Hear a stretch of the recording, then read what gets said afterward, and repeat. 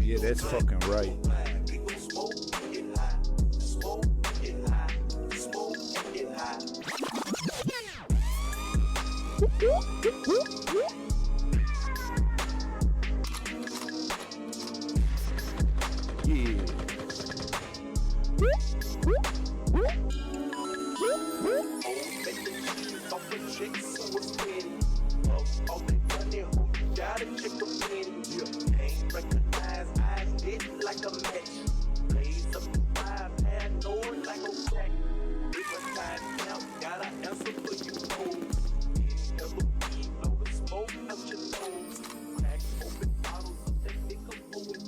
Yeah, that's right, folks. Welcome to the motherfucking News Underground. I am Abandoned Nihilism.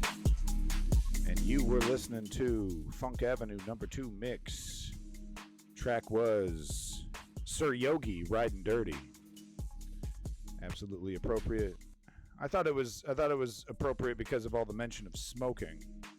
And as we can see in the video that I was showing here, Ukrainians have been creating some smoke, we'll say. They've been creating some smoke, you know what I'm saying? I mean, people, you know, the pundits are already out there. Oh, well, it's not like her son, so it's a total failure. It's like, okay, dog. Oh, there's my hat. I looked all over for it. Hold on.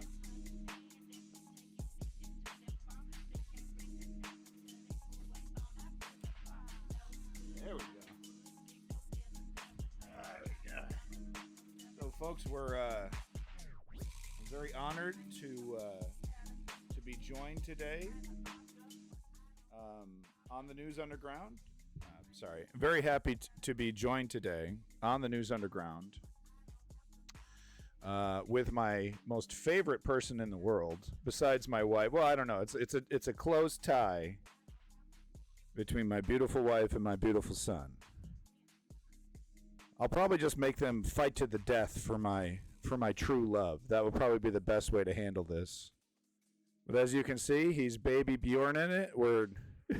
I'm basically treating him like a drum accessory right now, kind of just rocking away. He loves it. Look at that, folks. Look at that pure happiness. Bundle of joy. Hey, kiddo. He's something else, folks. Let me tell you. All right, so let's just jump right into it. I just got some Ukraine stuff. I basically wanted to do a Ukraine update because the pundits are all convinced it's all over with, because of course it is, right? I don't know about all over with, but I mean, you know, they announced it. I don't know why they did that. I guess it's like a propaganda thing, right? But they actually started it well before they actually announced it. But they got it going, ran into some trouble, hit the drawing board with a new strategy. That strategy has been doing really well, and there's been a recent innovation on the battlefield that, you know, I guess some clever guy just figured out, but the big hullabaloo right now is how easy it is for Ukraine to spot mines usually using thermal imaging. So, you know, the mine, it's made of metal. It's fucking hot out. It's absorbing a lot of heat, cools off at the night, and then it emits, they glow. They glow like Christmas tree lights underground, you know, for a couple hours as they're dissipating all that heat that they absorbed. So brilliant stuff. Boy, the Ukrainian that figured that out. I wonder. Really need to get me one of those tanks. Welcome back, Clutch Cargo. Yeah, buddy. Well, you know, with all your taxpayer money that you've paid, you probably bought one of those tanks already. All right, so let's get into it here. I wanted to show this Warthog production video first. Just get the just get the party started correctly here. All Wagner mercenary corpses from okay, the plane, buddy. including Prigozhin and Turn that Utkin, down for have me. been picked up by Wagnerites from the morgue and taken to St. Petersburg. Funeral Hold on, I know service will volume. be private, but unclear whether Putin will allow a public ceremony and procession. So we've already seen people literally burning Wagner graveyards And I have seen one headline that says that there's been a DNA test on the body, and that they have identified him as Prigozhin. So, but I mean, no one will believe it. It doesn't. It just doesn't matter. You could literally weekend at Bernie's him and get him to like move his little mouth for him, and people are still going to be like, oh, that's a fake. So, what can you do? A horde of Wagner mercenaries intend to attend Prigozhin's funeral in St. Petersburg, where date and location are yet to be determined. Their brazen delusion of their own safety, like Prigozhin's, is quite impressive. The headquarters of Kadyrovites was blown up in Energodar, reports the Defense Intelligence of Ukraine. The operation was carried out by the local resistance movement, coordinated by the Defense Intelligence of Ukraine. I mean, guys, I'm seeing a lot of, and look, this is a military target, so this is a legitimate target, but if there's a different video where they show, like, there's this old lady walking up into these steps right here, and she just misses the drone by, like, 5 milliseconds. She could have been completely blown away. Ukraine is getting way too comfortable with attacking civilian buildings. I'm seeing what appears to be retaliation directly against civilians. I hope I'm wrong on that. As a result of the explosion, the improvised barracks of the Oman Akhmat 1 Rosgvardia unit were damaged, as well as cars parked in the yard. The premises caught fire. Information on the number of killed and wounded Kadyrovites is currently being clarified. New Russian fail in Robotine. A Russian Lancet loitering munition from the VDV hits a fellow Russian BTR-82A. Oh no! Wah, wah, wah, wah. Whoops. Pull up, pull up. Oof. Hey, it's happened to Ukraine as well. This is war. It's very confusing. I mean, that's why they spray big letters. You know, they're not trying to be stealthy with their tanks, you know. They spray big Z's on them and they still can't see it. Ukrainian Leopard 2A6 tank somewhere on the southern front.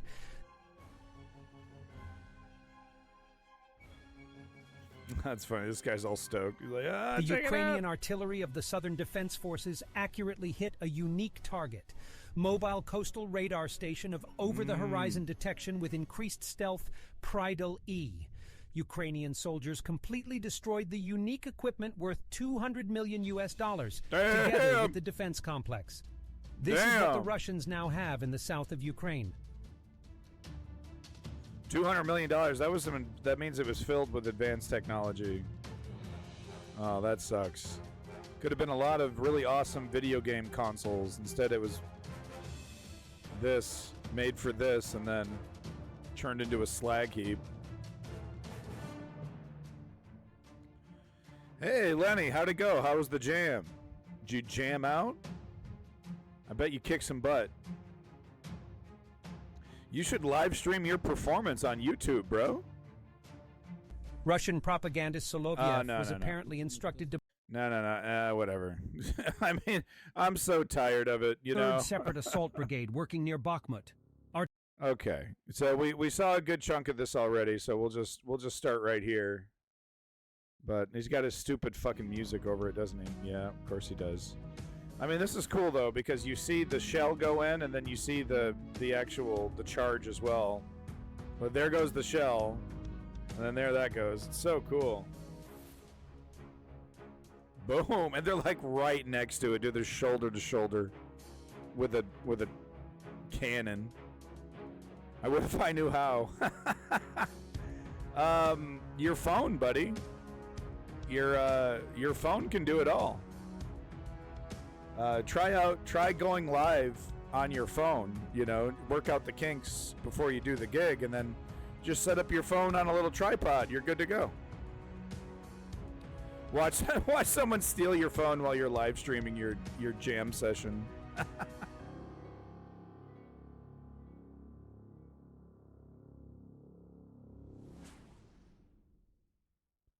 It must be so weird to be in a tank, like, you're so strong, you're so powerful, but you're so utterly vulnerable as well. You're like strong, powerful, but you're vulnerable and slow.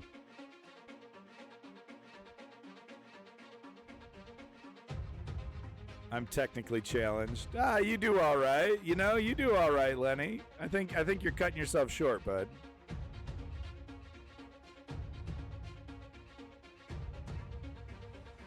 Your live stream is fantastic. Or the show that you make, you know, not your live stream, but the show, you know. All right, so there you go. Tank shoots stuff. It goes boom. What soldiers wished Ukrainians? This is a little sappy. That's okay. You want to watch it, you can watch it. Isn't there? Yeah, okay, that's it. Okay. I'm not in a sappy mood right now. You know, glory to the Ukrainian democracy, of course, but, you know.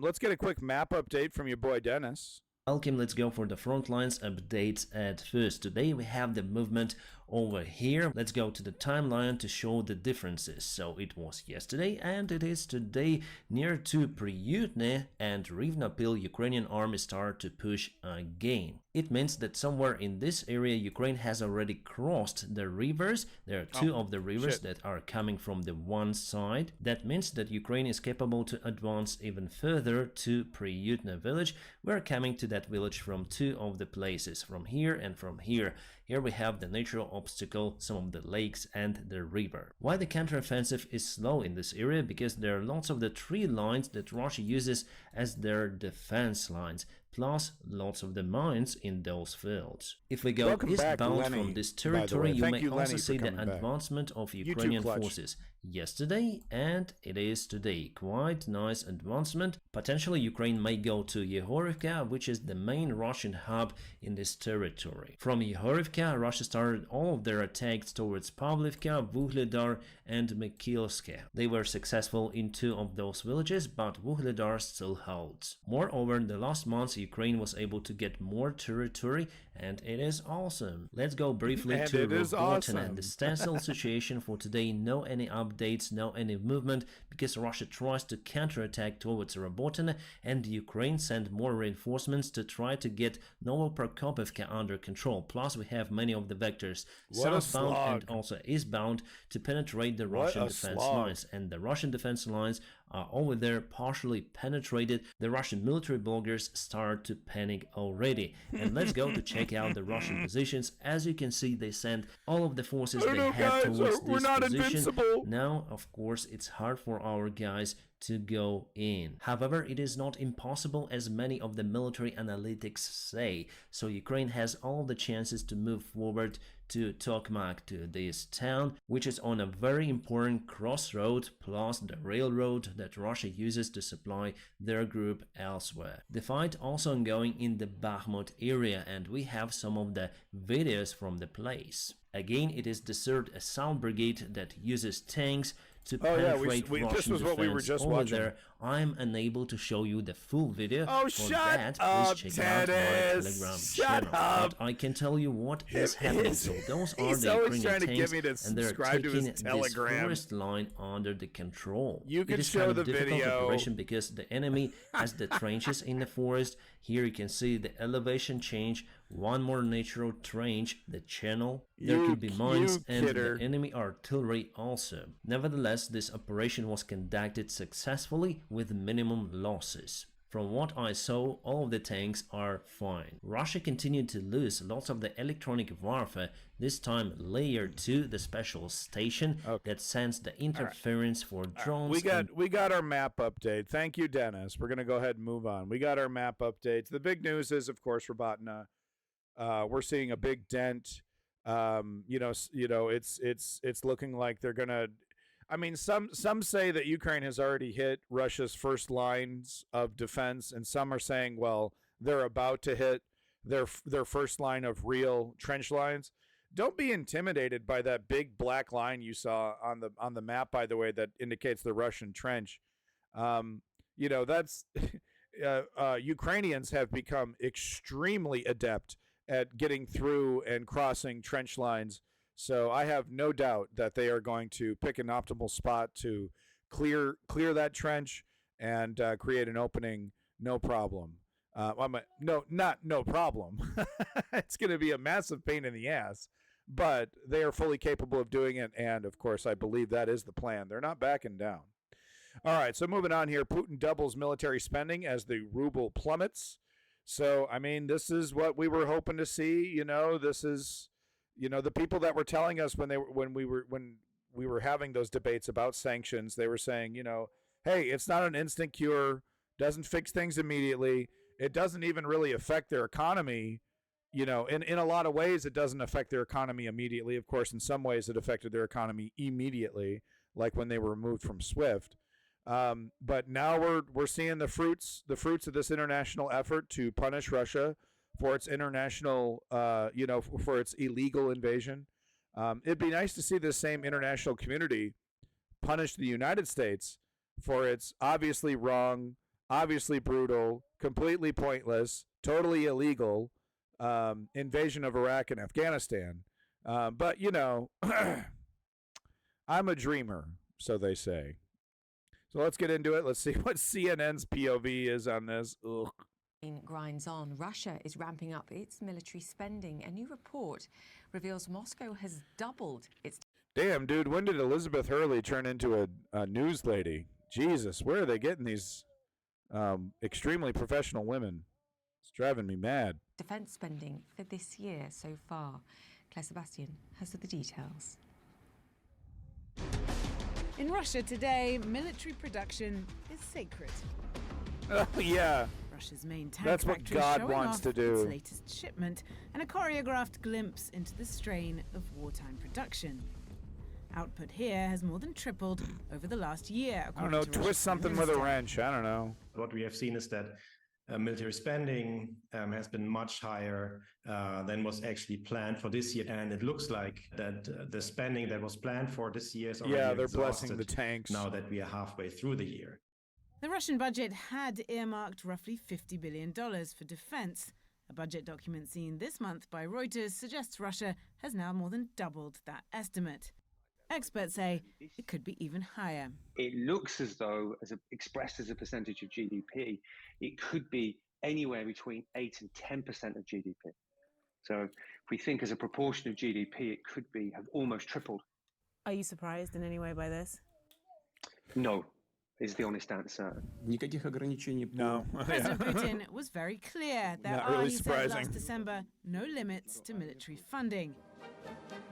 So total And war yet, then? as Russia's annual weapons exhibition got underway this month, the Teflon had started to come off its wartime economy. Military spending helping fuel a resurgence in inflation and a plummeting ruble, prompting an emergency rate rise from the central bank and putting even the most loyal Russians on edge. Is that what he was Sanctions talking? and Okay, lower hold on. prices also sent Hold on. I don't mean to be so disruptive here and stop at mid, but was that War Dog defense? Hold on. Was that Warthog defense section right there was him? Because I actually want to see that. If he's complaining about the economy, let me see here. No, that's a different video. We could actually find this though. What is it? Oh, what is it? Russia Media Watch, is that it? Yeah, no, it's right there in the bottom. No, damn it. Put your logo in the bottom right. Russia. Yeah, Media Monitor. That's who it is. So let me see this one here. I'm curious. Prozdes confirmed. Propagandist say Surovikin. Yeah, no, RT. Yeah, RT is loving Tucker Carlson right now. They're also loving Vivek Ramaswamy. Black boxes and Vivek. Yeah, see, enamored with Vivek Ramaswamy. Here we go. I want to see a little bit of this. Let's see a little bit of this. Доброе утро, Роман. Sorry, I'll get my camera out of the way here. 1 second.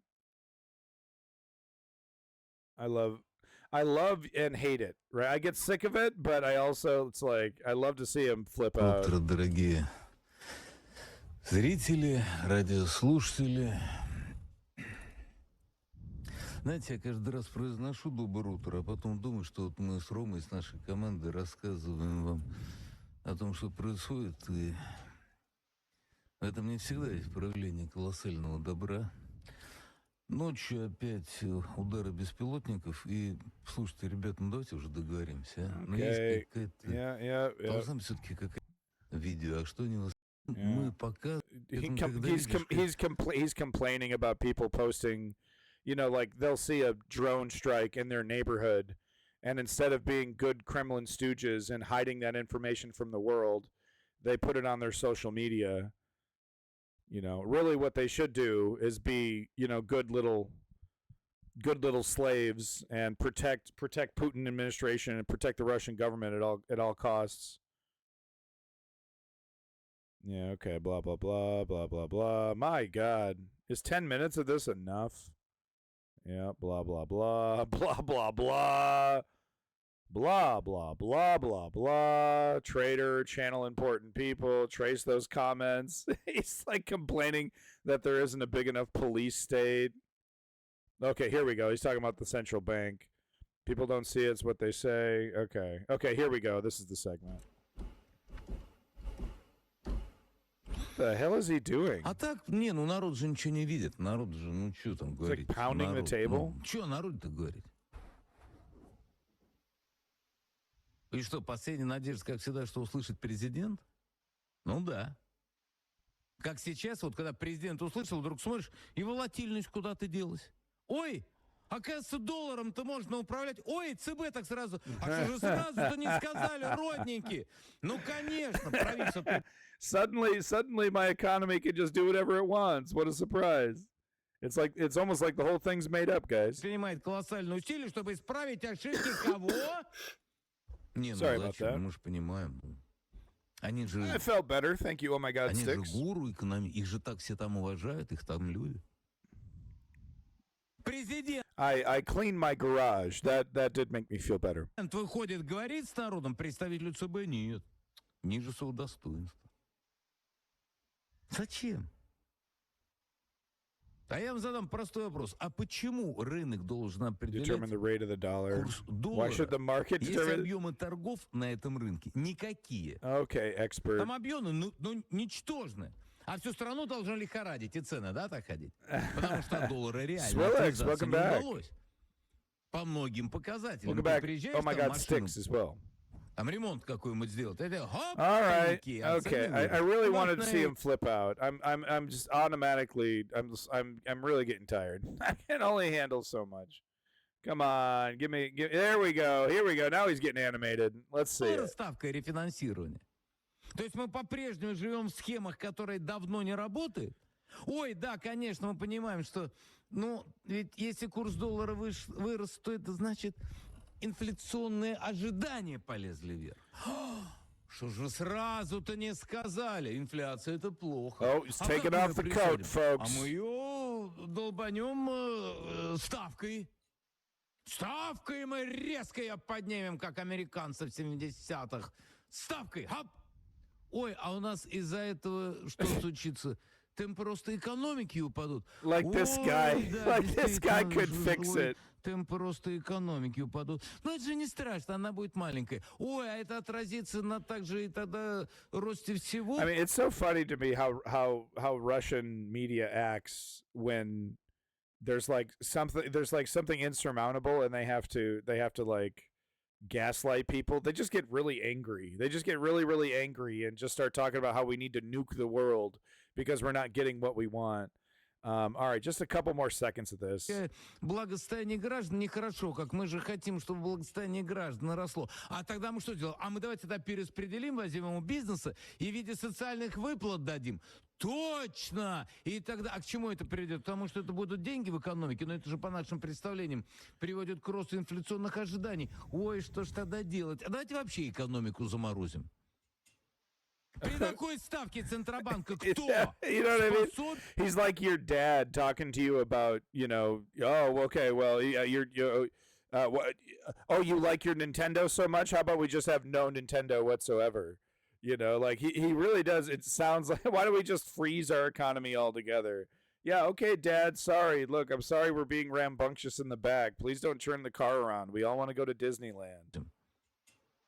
При такой ставке Центробанка кто способен взять деньги в кредит. Ой, это что ж такое получается? Вот и получается, да, что наши экономические гуру из 4 букв Ж, О, П и А пытаются сложить слово «счастье». Is this guy considered clever? Но опять же, What ну the кто я fuck такой, was чтобы that? меня слушать?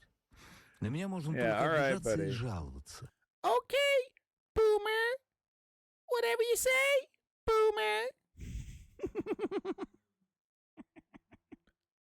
Russia's vital oil and gas revenues plummeting in the first half of this year, but prices have been recovering over the summer. Russia is still earning a huge amount of dollars and yuan and euros by exporting energy and other resources. It's so And red, but my it is face gets going red to too. Earn So these dollars also in the future because, you know, as we have learned, we cannot easily push Russia out of the oil market.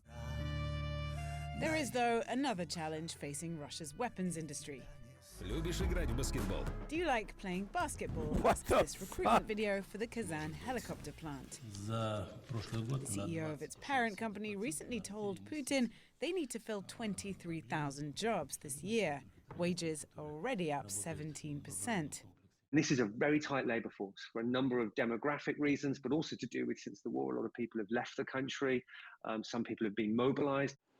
Sanctions have also disrupted supplies of high-tech components for weapons, experts say raising costs even further. And yet the Kremlin has found a way to justify this, a war with the West. Не скрывают свои цели. The Western elite make no secret of their goal, which is, I quote, Russia's strategic defeat. So the Russian population have been presented sure. with that view, so they've been prepped, they've been prepared and shaped to expect that they're maybe going to have to spend more money, to take more of a hit on living standards, to fight against such a powerful adversary. A fight now happening on the front lines and in the factories. Sebastian, CNN, London. After days of uncertainty, Gonna help Russia the says wife it real has quick? We got 3 confirmed minutes that left on the Yevgeny video. Prigozhin I'll be was right among back. the 10 people killed in last week's plane crash. Russian investigators say genetic tests confirm the identity of the Wagner chief and all other victims. Prigozhin, who led a failed uprising against the Kremlin, had previously been named as one of those on board the plane, which crashed north of Moscow. But until now, authorities had stopped short of confirming that he died. Salma is here right now. I mean, we were expecting this news, weren't we? But, I mean, in terms of exactly what happened, we're getting all our information from the Russian authorities. And that's what's important to remember here. This is a Russian-backed investigation carried out by Russian investigators on Russian soil. So the question mark is, can they really do their job independently? Can they do their job without interference? I think if you ask any Western intelligence official, they'll probably tell you, no, we don't believe that they can. And that's why there's been so much finger pointing at the Kremlin, at President Putin himself for being involved in the crash. Of course, the Kremlin has denied this, said any accusations of involvement in that plane crash is an absolute lie. But so brings the end of the speculation as to who exactly was on board the plane. Yevgeny Prigozhin, several of his top aides as well on that flight. Russia's investigative committee continues to dig into the cause of the flight. But the other question mark is, now what happens to the Wagner mercenary group, the group he led that was very much centered around his personhood, around his character? So how does it survive without him? It's difficult to imagine that it would. And already Russia had been taking steps before even the death of Prigozhin to co-opt, absorb these mercenaries into the regular army. And President Putin just a couple of days ago now announcing yet another decree requiring all voluntary formations, that was the term used, essentially meaning mercenary groups, to pledge allegiance to the Russian flag, to essentially fall under the Russian Ministry of Defense. So you're seeing steps being taken here to make sure that this is consolidated, centered, all of these military forces under President Putin himself to avoid potentially in the future something similar to this. The question is what happens on the battlefield in Ukraine. Can Russia's Ministry of Defense, which had been highly criticized for its performance, for its lack of manpower, for its lack of weaponry, can it on its own, without the support of independent contractors like Yevgeny Prigozhin, carry out what is needed on that battlefield? Okay, Salma, thank you so much.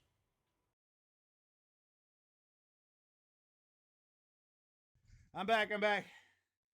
Sorry. Whew. I'm back. Whew. All right. Sorry, I just brought up a bunch of groceries. Just brought up a bunch of groceries. Sorry. Okay. So that was what CNN thinks about Robotna. I wanted to show this because I've been hearing a lot from Chem Goblin about how, you know, he's just like, oh, there's another air raid siren. I'm going to go make a sandwich. So it seems like the air raid sirens are being ignored by Ukrainians, which is a little troubling, but also understandable because they're constant. And, you know, after your 100th air raid siren and nothing gets blown up, you get a little complacent. And, of course, Putin is depending on that, of course. But let's dig into this video here. It's only a minute long, but it's just an example of what we're seeing. You know, people are kind of, you know, getting used to normalizing, you know, being under attack by Putin.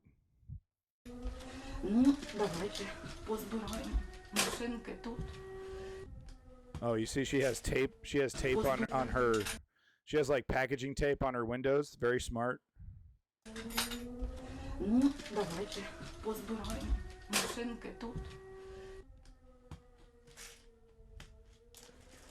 In an embattled town of northeast Ukraine. Okay.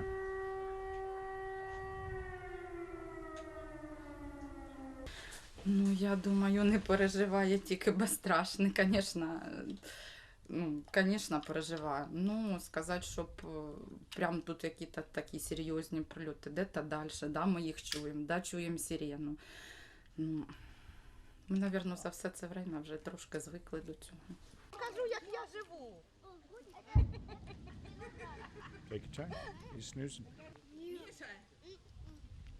Міша, сюди йди.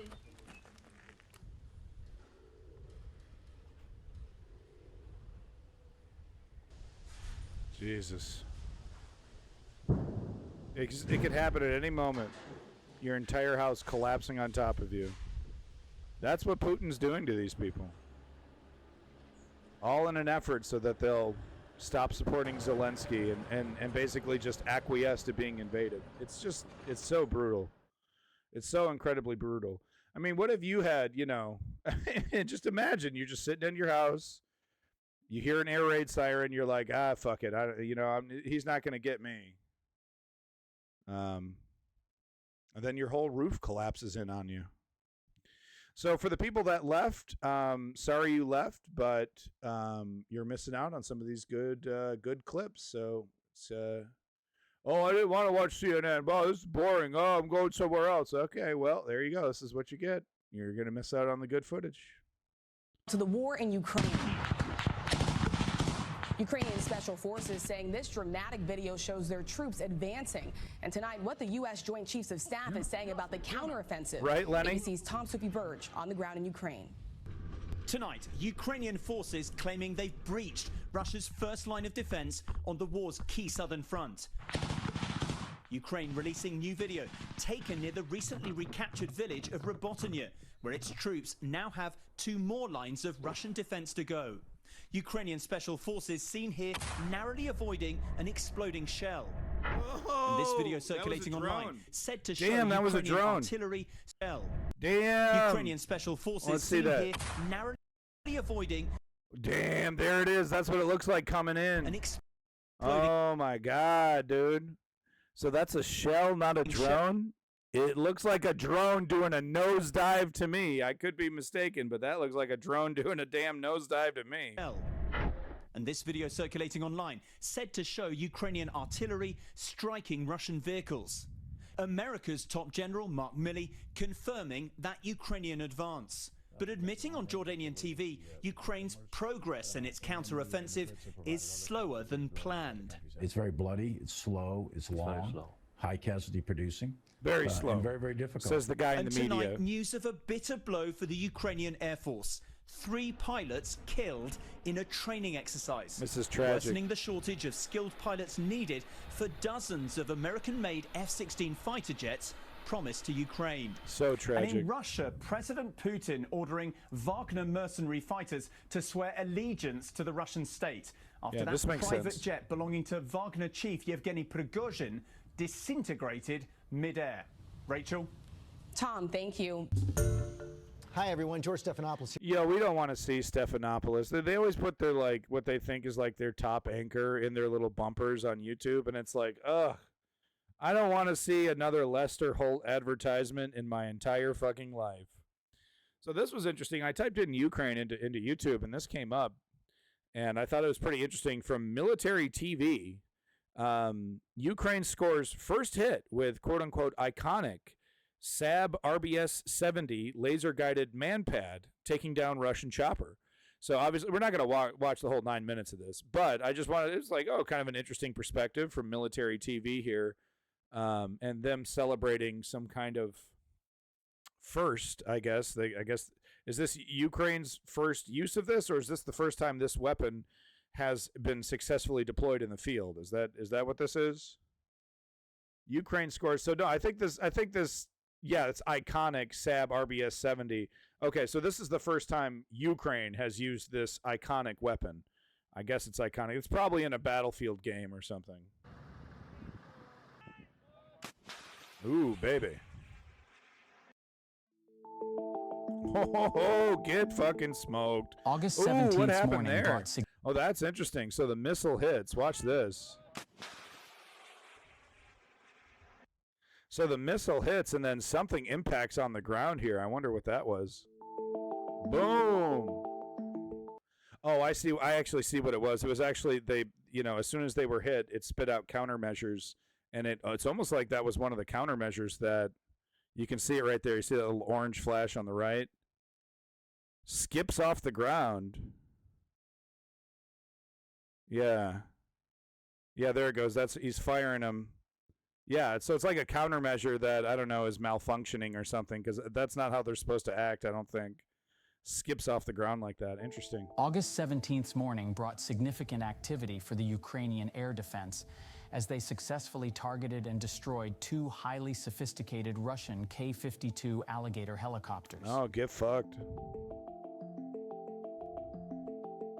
Sucks to One suck. incident occurred near Robotyne in Zaporizhia Oblast, and the other took place near Bakhmut in Donetsk Oblast. All right, guys, go ahead and get your licks in. I'm going to ban this person in 2 minutes. Go ahead and get your licks in while you can, folks. Notably, one of K-52 Alligator helicopters was taken down by the 47th Mechanized Brigade using a Swedish RBS-70 manpad. The deployment of the RBS-70 manpad, which has been captured on video, marks the first visible confirmation of Ukraine employing this system in combat.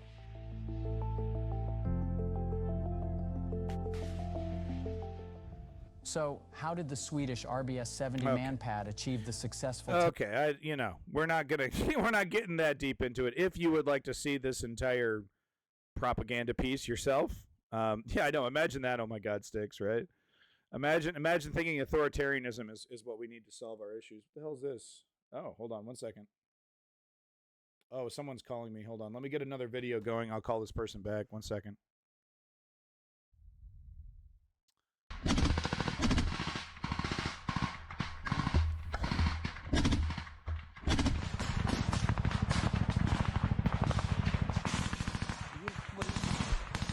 Нормально? Пизда, не лється нахуй. Тихо. Не пробило, не пробило. Сука, не пробило.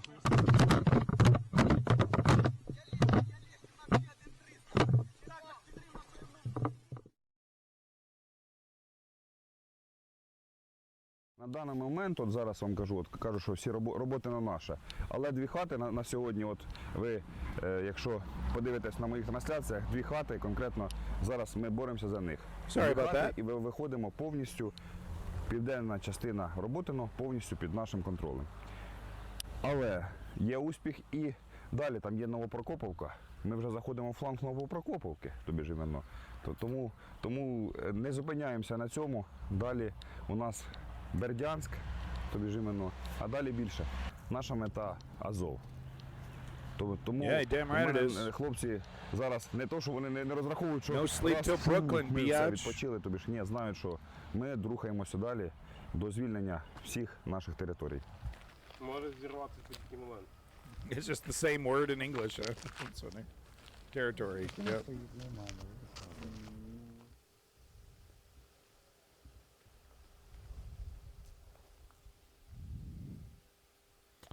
All right. Yeah, you see, I mean, there's nothing much for me to say there, but I mean, it goes back to what I was originally saying is that Ukraine is absolutely making substantial progress in Robotyne. I saw an interesting headline. I don't know how much I believe in it, but it does give me a little hope. I saw the headline that says Russia is basically using up the last of its quality reserves, you know, the reserves of soldiers that are actually properly trained, properly equipped.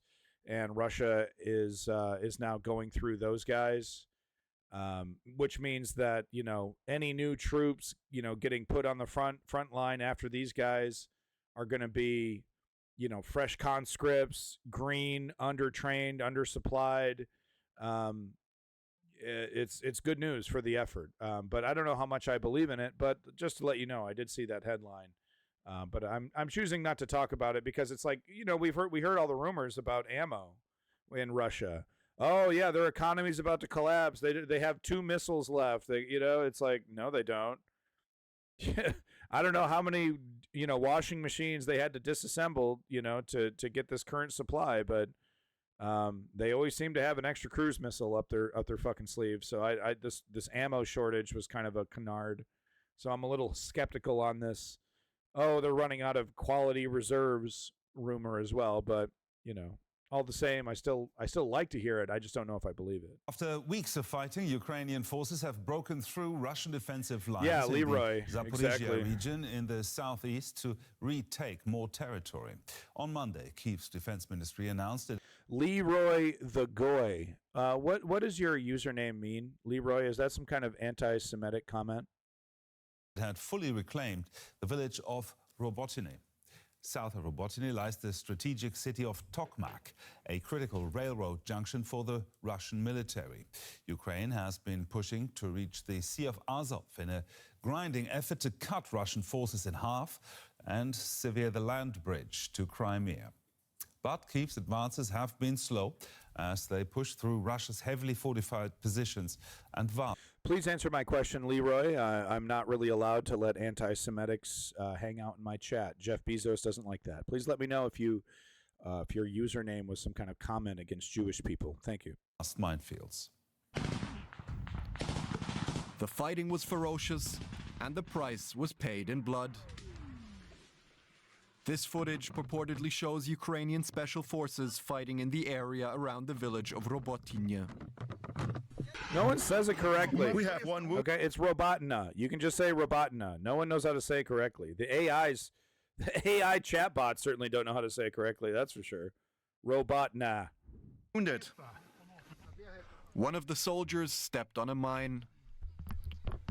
While evacuating him, their vehicle is attacked by a kamikaze drone. Oh no! Woo! Ooh, God damn it, dude. God damn The it. Ukrainian armed forces continue their offensive in the south. After the liberation of Robotyne, our armed forces are moving southeast of this settlement. Robotyne is free, but large parts of the small village lie in ruins. This video was released from one of the units that took the village. These civilians had been holding out during the fighting for weeks on end.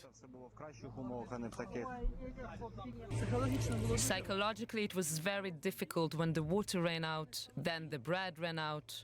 We Yeah. planted a garden. Otherwise, we had to run for food in between the shelling.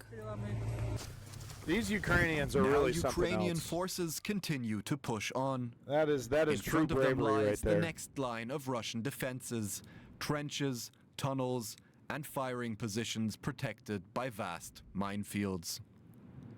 Gaps in these minefields need to be blasted free bit by bit. Yeah. A tedious, slow, and deadly business. Marina Moran of the War Studies Department at King's College London joins me now. Marina, is this Marina's breakthrough great. in a small village truly significant, or is Ukraine trusting? I knew it. I knew it, guys. I knew it. There he is. There he is. All right. Well, thank you so much for your time, Mr. Anti-Semite. Yeah, I guess we're just going to go ahead and get rid of you as well. All right. Thank you, guys. Suck my dick. Bye-bye. Moving on. It will lead to something bigger still. Good afternoon. Well, it is an important milestone for the Ukrainian forces just from the perspective that they've been trying to get through Russian defenses since June, so since the counteroffensive had started. And so despite all the criticisms, they pushed on and tried to take the village. Of course, we still don't have any reports confirming that they have taken the village. Mopping up operations are still taking place. I think it is important, first of all, for the morale of the troops. However, the difficulties lie ahead, so we shouldn't be making any hopes at the stage yet. It is an important point because that opens the road to Tokmak, which is logistically important for the Russians. And should the Ukrainians take... So, I mean, they take Tokmak, they're going to have a great position to start artillery shelling, you know, very accurately these trench lines, like the major trench line that Russia has built. So it's a great position to be in, and honestly, with the momentum that Ukraine has had and their ability to push and keep pushing, I don't I mean, what magic trick is Russia going to pull out of its hat to stop this? Even if they busted out nukes and chemical weapons, you're not stopping you'll slow them down, but you're not stopping this. Like this war is being won with solid tactics, with solid training, with great morale, with amazing equipment, of course. And you can't just make up those deficiencies with more brutality just by doubling down on brutal attempts to stop them. It's not going to work, guys. No matter how many buchas you commit, you're just pissing off the wasp's nest even more. The city, it would complicate Russia's logistics, especially in yeah. Eastern Oh my God. Ukraine. Yeah. Totally. Therefore, it remains to be seen how. No, I think it's so cynical too. The right wing, talking point against Ukraine. It's the only reason they're against this is because it's a big slam dunk for Joe Biden. It literally has nothing to do with lives, and they're so cynical about it. Oh, I just care about saving lives, and can you believe we're throwing away all this money? And they're so fucking cynical about, they're pretending to care about these issues that are actually really important issues. And it's a shame that we actually don't have honest actors saying, well, it's like, well, I support Ukraine, but I also am worried about, our world getting more militarized and this becoming a more normal thing. Of course, I don't blame the Ukrainians for defending themselves, but we should have a conversation about the amount of weapons that is circulating the globe, and of course the entire idea of a military-industrial complex making profit by selling weapons to other countries.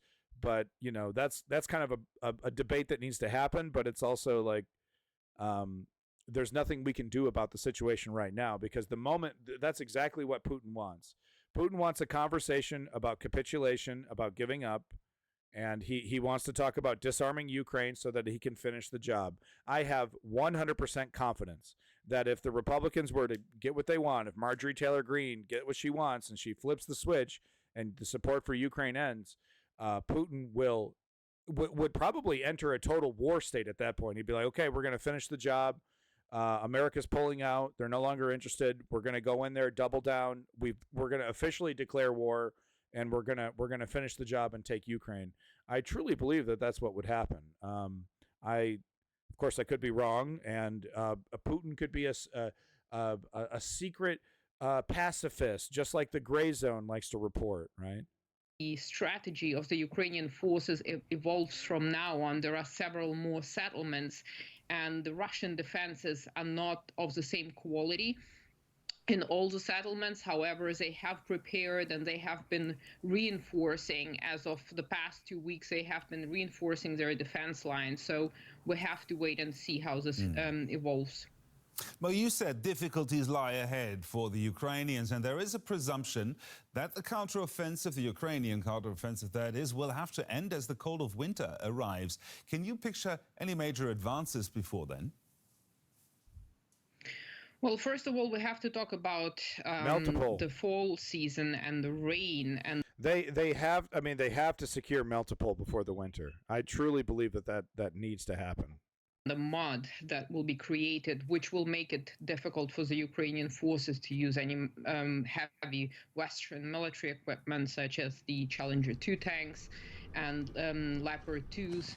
So the Ukrainians will have limited capabilities in those terms, and we might not see any significant breakthroughs. However, now I'm talking more about Zaporizhia. Of course, we have other directions, and we shouldn't discard them, because around Bakhmut there were some advances by the Ukrainian forces in the south of Bakhmut.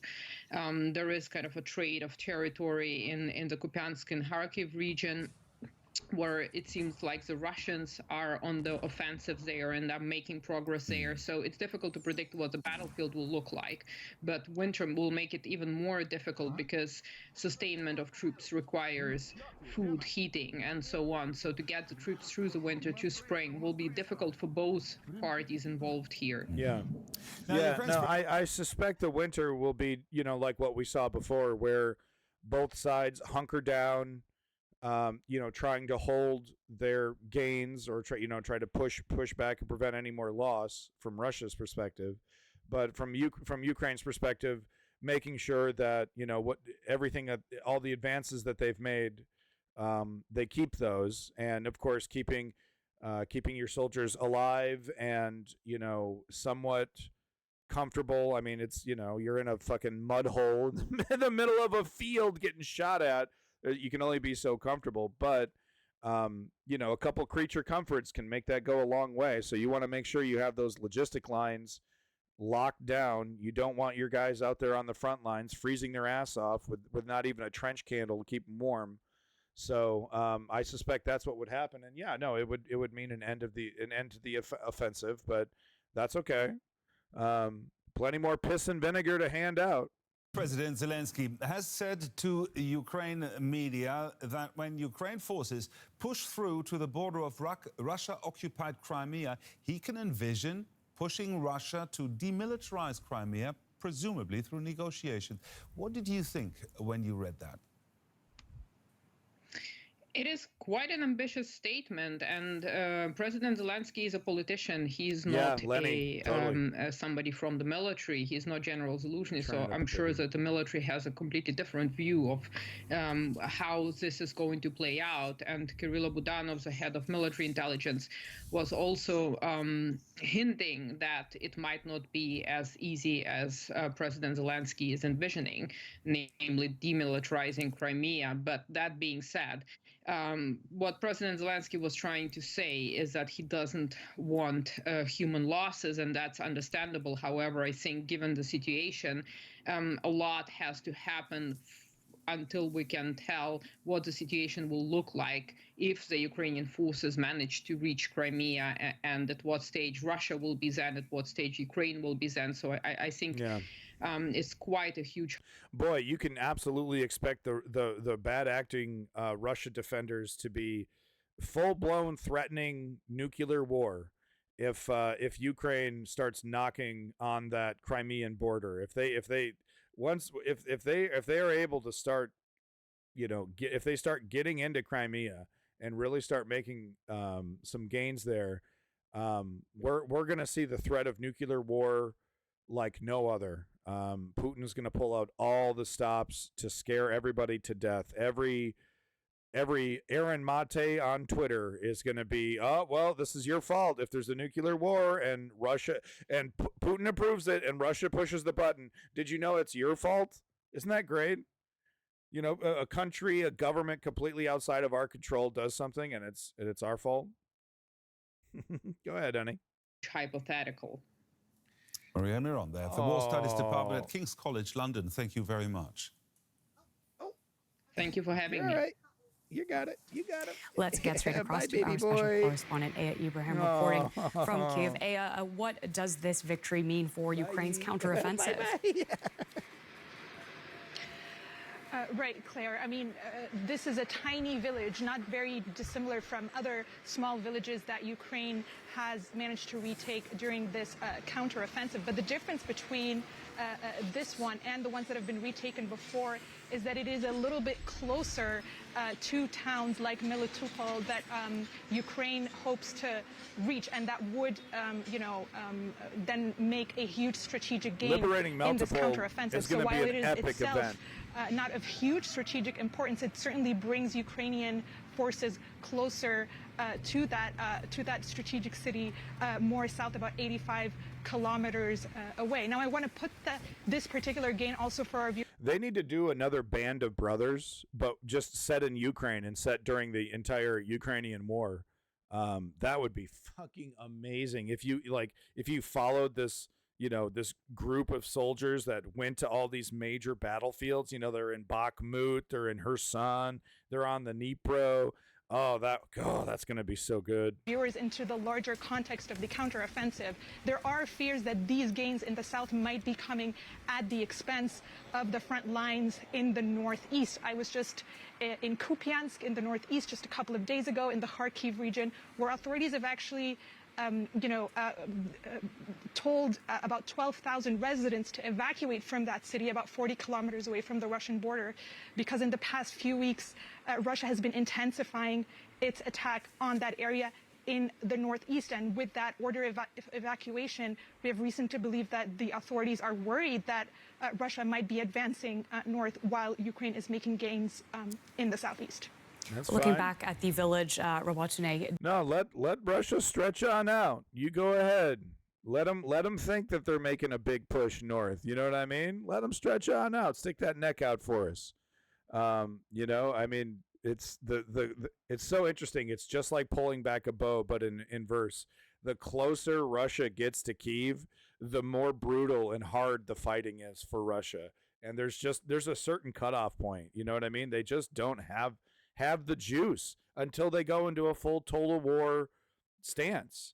They just don't have the juice. They got to pull resources from some other line, or they got to go into full total war here. And they don't want to do either. They want their cake and eat it too. So what happens is that they get a bunch of 19-year-old, dummies who've been trained for a couple weeks, and they get a bunch of those guys slaughtered. That's what happens. Do we know anything about the humanitarian situation in the liberated town?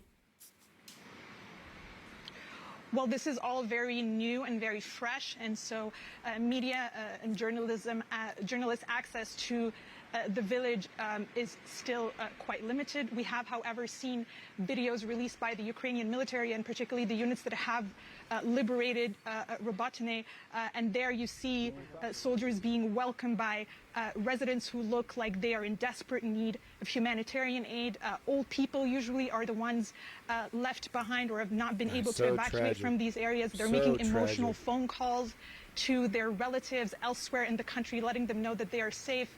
And of course, in disbelief that Ukrainian forces have managed to reach them. I can tell you a little bit about what I've seen from other liberated villages in that area.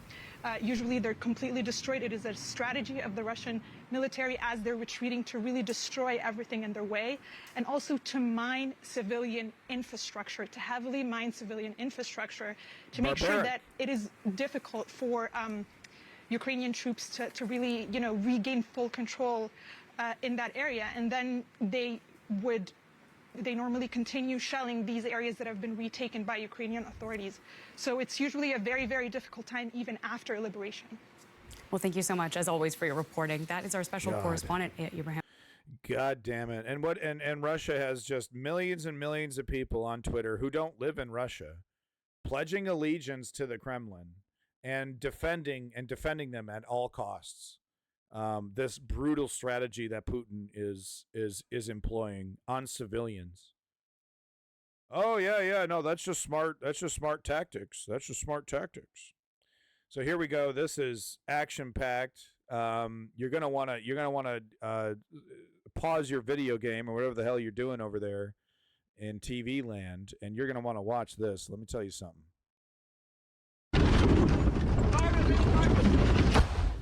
Shit!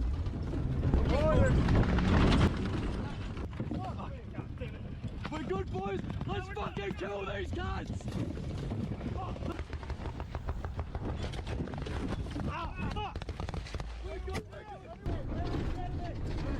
Those enemies!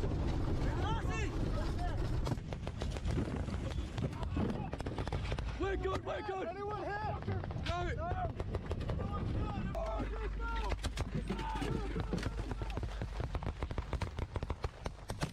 That's about as hot as it gets, boys. That is some hot-ass motherfucking deployment right there.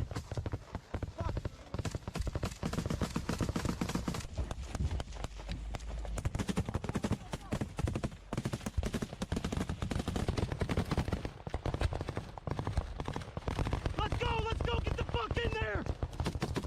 Get the fuck in there, boys. I gotta say, I mean, they're like, I gotta say, there's a lot of, like, there's a lot of just like, go, go, go, go, go, go. It's like, I mean, I get it. It's like very chaotic, but it almost feels like, you know, a couple of these soldiers are kind of making the chaotic situation even worse and are like, I don't know. It's like this, it's so chaotic. Like, if this is what a successful trench attack looks like, I would hate to see an unsuccessful one, like, just that's completely goes off the rails, because this actually looks like they're flying by the seat of their pants, and it's not a lot of control. But that's from my perspective. I'm not trained. I'm sure a soldier would be able to pick out, you know, all different things that they're, you know, all the different things that they're doing and how they're organized and how they're attacking it. But from a layman's perspective, it looks so chaotic. I can't believe this is probably considered a clean operation. Go!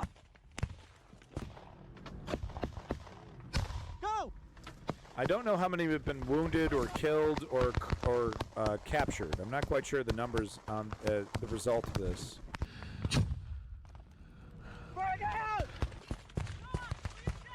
They're close enough to throw frag grenades at each other, though.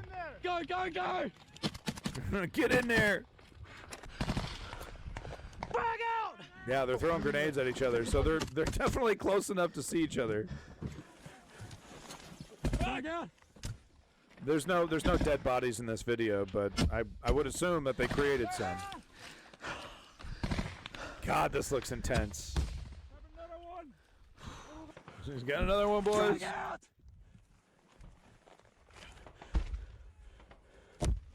Go, Jay. See what I mean? He's like, go, go, go, go. It's like, bro, I mean, come on. I can't even fucking see. Where do you want me to go? Copy, cover! We're fragging it!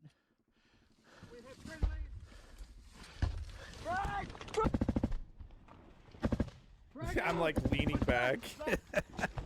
On you.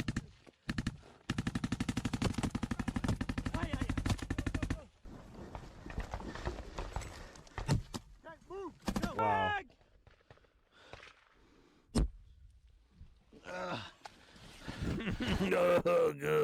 I mean, so it's like the thing that you can never experience unless you're there is the pressure waves from these explosions. They suck the air out of your lungs. It's like getting have you ever like fallen on your back and you lost your breath? You're like, you know, you can't breathe anymore. That's kind of what it feels like with these pressure waves hitting you from these explosions, artillery shells hitting, grenades, shoulder-mounted rocket power grenades. Like they'll fire all that shit at each other. And that's the one thing that you're not getting across is that it's like getting punched in the body. It's like taking a body hit. And, you know, that's just one of the things that you can never really know unless you're there. Of course, like I wouldn't know, but I've seen enough eyewitness accounts of this to have a decent idea of that. Because like sometimes you'll see a soldier act very strange, like disoriented or more fatigued than you think they should. And you know, it's because we can't actually quite understand what it's like to actually be there, because all we're getting is visual and audio. We're not getting this other sensory things that are happening around them, and it absolutely affects you and your ability to fight. So last video of the day, I know it's a quick stream today, sorry folks, but last video of the day is, my favorite. You know I love these. A catastrophic ammo explosion. Love these. So here we have a tank. I think this is one of those like portable artillery kind of units. You know, it's like artillery that's on tank treads. So it gets hit with a drone here, and they all run. I'd be doing the same thing. They're all running. I don't know if it's hit a second time or not. Yeah, maybe it is. Not quite sure. Boom, bitch. Woo! Love it. I love me a catastrophic explosion. I mean, it's just great. You know, the little cook-off beforehand. So I guess this is one of those where the ammo is near the top right. Cooks it off right there. We get the big boom, and you actually see the whole front of it right here. Blank, the whole thing. Maybe that's the engine coming out of the fucking tank, but it seems pretty dense, this chunk of metal coming out of there. Fuck, man. Absolutely intense. Absolutely intense. Right? Well, big props. Big Fat Garbage Fuel Award's going to go to my boy Lenny for sticking it out. Thank you for coming back, and thank you for staying in the chat, contributing to the chat. I know, I miss a lot of people by doing these afternoon streams, so I do appreciate you coming in, Lenny. Thank you so much. Make sure you check out Lenny's YouTube channel, Accidents Waiting to Happen. And big thank you to Lenny as well for being the #1 financial contributor to the News Underground. Big props also going to go to my boy, Oh My God, Sticks. Thank you for coming in. Thank you, Swillix, for stopping by. And big props to Clutch Cargo as well for stopping by. All right, folks, I'm Abandoned Nihilism. This has been the News Underground. And don't forget, it's an easy 3-step process to create political change. Step 1, inform yourself. Step 2, join a progressive political organization. And step 3, you got to put in the work. The fascists are putting in the work. You got no excuse. Get your ass off your duff and do something. Oh, it's a message that's not going to get people. You're scaring people away by telling them that they need to do something. If I have to be the only motherfucker in the motherfucking universe that has to be pointing out that the left needs to do more activism to create political change, then so be it. If the rest of the political talk community is too much of a coward to point out that you need to scare people away, I guess, you got to tell people, yeah, you got to do something. This isn't just fun and games. This isn't entertainment. I don't know. There's probably a way to get both, right? Maybe if I was more handsome. What's Russell Brand up to? Oh, yeah.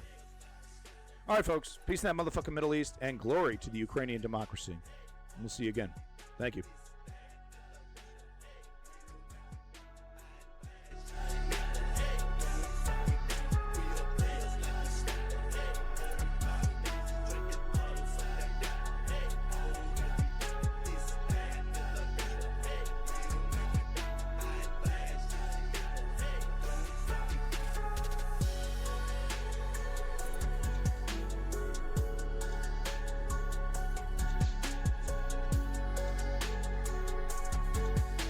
Thank you, everybody.